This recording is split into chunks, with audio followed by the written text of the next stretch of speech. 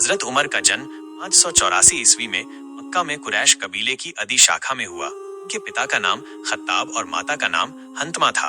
वे बचपन से ही मजबूत शरीर, ऊंची कदकाठी और तेज बुद्धि के मालिक थे।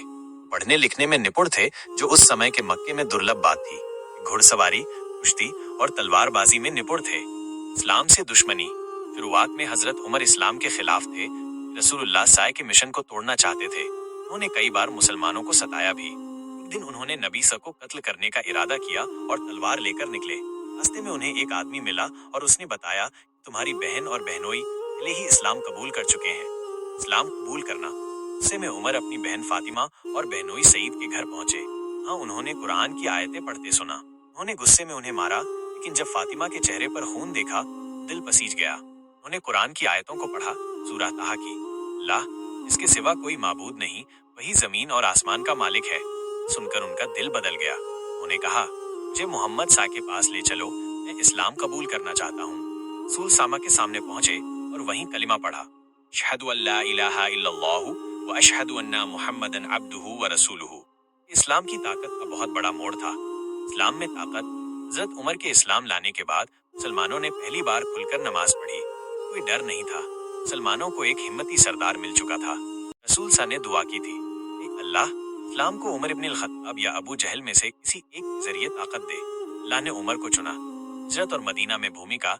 मुसलमान मक्का से मदीना हिजरत कर रहे थे, सभी छुप कर निकले, लेकिन उमर ने सबके सामने ऐलान किया, चाहता है कि उसकी माँ उसे रोए, उसकी बीवी बेवा हो, मेरे रास्ते में आए। मैं मदीना जा रहा हूँ। कोई उनका पीछा न कर सका। मदीना पहुंचकर उन्होंने इस्लामी समाज की बुनियाद को मजबूत किया। जंग में हिस्सा लिया। बद्र, उहद, खंदक, खैबर। खलीफा बनने का समय। हजरत अबू बकर रा के इंतकाल 13 हिजरी के बाद हजरत उमर को खलीफा चुना गया। इस्लामी हुकूमत की सबसे अहम घड़ी थी। उन्होंने कुल 10 साल 6 महीने 4 दिन तक इस्लाम की खिदमत की। शासन और न्याय। उनका दौर इंसाफ और अमन का दौर था। उन्होंने जेल व्यवस्था शुरू की, डाक विभाग की स्थापना की, हिजरी कैलेंडर लागू किया, काजियों की नियुक्ति, अदालतें, उजरा और महकमे बनाए। जनता की शिकायतें खुद सुनते थे। हर रात भेष बदलकर शहर की निगरानी करते। एक बार एक औरत ने कहा, उमर को अल्लाह खुदा करे, हमारे हालात नहीं देखता। उमर ने चुपचाप जाकर अनाज की बोरी उठाई और औरत को दिया। रात में बच्चों के लिए खाना पकाया। फतह का दौर। उमर के दौर में इस्लामी साम्राज्य बहुत बढ़ा। कई बड़ी फतहें थीं। फारस की सल्तनत खत्म हुई। शाम, मिस्र, इराक, यरूशलेम फतह हुए।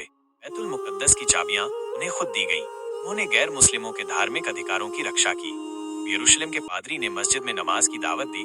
उमर ने कहा, अगर मैंने नमाज पढ़ी, लोग इसे मस्जिद बना देंगे। सादा जीवन। उनके घर में चटाई, एक लोटा और एक कंबल होता था। खजाना भरा होता, मगर खुद भूखे रहते। हम वो कौम है जिसे इस्लाम ने इज्जत दी, और जब हमने दीन को छोड़ दिया, हमारी इज्जत भी गई। उनकी शहादत। 30 हिजरी में एक मजदूर अबू लुलू फिरोज ने उन्हें नमाज के दौरान हमला कर दिया। उन्होंने कई दिन तक जख्मी हालत में सब्र किया। मरने से पहले उन्होंने एक कमेटी बनाई, जिसमें 6 सहाबा थे, उस्मान, अली, जुबैर, तलहा, साद और अब्दुर्रहमान। इन्हीं में से एक अगला खलीफा बनना था। उनकी वसीयत। हजरत उमर ने कहा, मुझे रसूल सा और अबू बकर के पास जन्नतुल बकी में दफन करना। उनकी वसीयत पूरी की गई और आज वो नबी और अबू बकर राती के साथ मदीना शरीफ में आराम फरमा रहे हैं। उनके अनमोल कथन, तुम अपने नफ्स का हिसाब लो, इससे पहले कि तुमसे हिसाब लिया जाए। हमें लोगों की सूरत नहीं, सीरत देखनी चाहिए। अगर कोई कुत्ता भी मेरी हुकूमत में भूखा मरे, मैं जिम्मेदार हूँ। समापन। उमर का वारिस कौन? हजरत उमर सिर्फ खलीफा नहीं थे, वो इंसानियत के सच्चे खिदमतगुजार थे। उनके जैसा इंसाफ, सादगी और अल्लाह का डर आज के दौर में मिसाल है।